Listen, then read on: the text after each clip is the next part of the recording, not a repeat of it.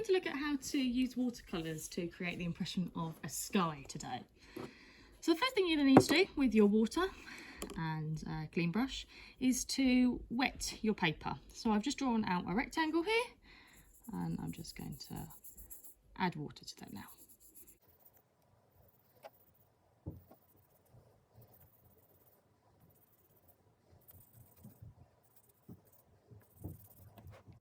Okay, so I've added my water.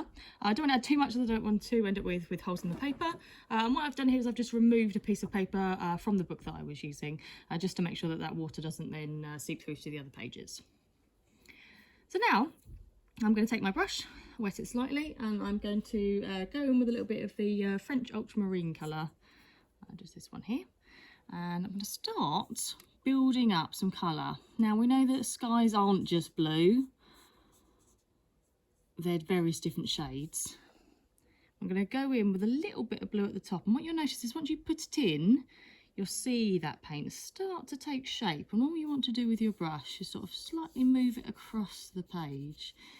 Now I'm not going to use the white to add the clouds, I'm just going to have an absence of colour, so I'm just going to leave some of my paper, or maybe take off some of the colour that I've put on with my blue. So I now want to be just careful, I don't want to add too much water, and I'm just going to start to build up layers. Now we often find with the sky that when it is a day with a blue sky, when you look at it or look at a photo, the most blue does tend to be at the top. It tends to get paler as we get closer towards the horizon.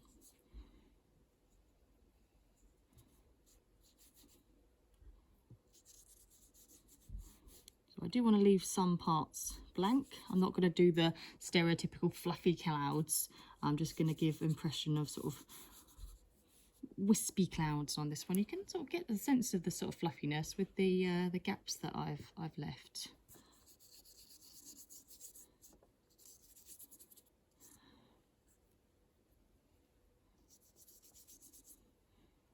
I'm just going to go back in and add a little bit more to darken the top part there. Don't want a definite blue line at the top.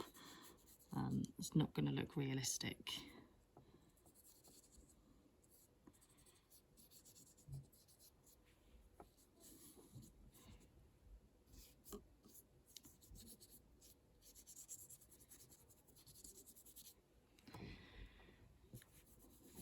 And then what I can do with my tissue, if I want to, I've just got a bit of tissue and I've just sponged it up slightly, is remove a little bit of that pigment and just give a little bit more of an impression of clouds there. So again, I don't want them to be exactly fluffy, sort of cartoon-like clouds, but I do want to just mottle a little bit of that paint that I've got on there. And I can do that until I'm happy with the way it appears. I feel that there's still too much of a sort of line across here of white, so I'm just going to go in with a bit more blue just to break that up a bit and darken a little bit more at the top there. Paper's still very wet, so it's still blending really well across the page. And again, if I want to just make some of those a little bit more subtle, I can just go in with my tissue there. And for the second one, I'm going to mix both blues together. So I'm going to go in, I've already added some water to my rectangle there, not too much. And I'm going to go in with a different blue this time. So I'm going to go in with this one here again, and I want to just place it, and it should start to spread across my page. Doesn't matter if it goes over those lines. So this one, I want a much moodier sky.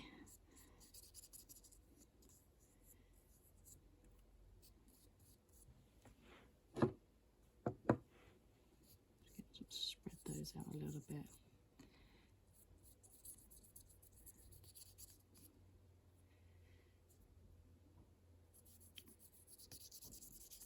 We'll still want a few clouds in there to break it up.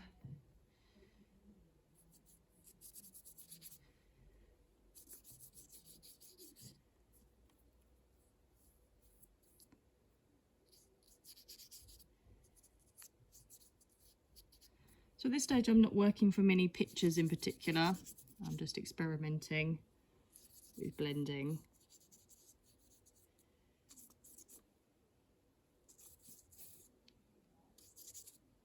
Just building up that colour.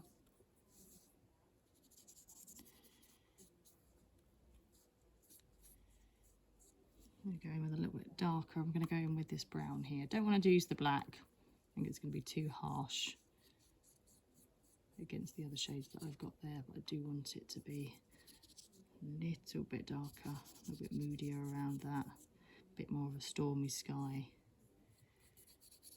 appearing.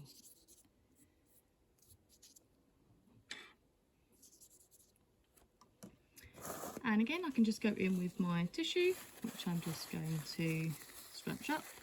You can always add a tiny bit of water to the tissue just to soften those. And again, I'm just going to go in with a few of those clouds there. Just remove some of that paint. Just twist it slightly just so I don't transfer the previous colour that's been taken up.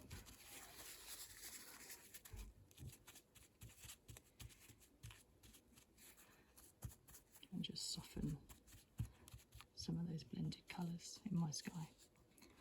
I'm going in with a tiny bit there. I still feel that's a little bit harsh, that transition.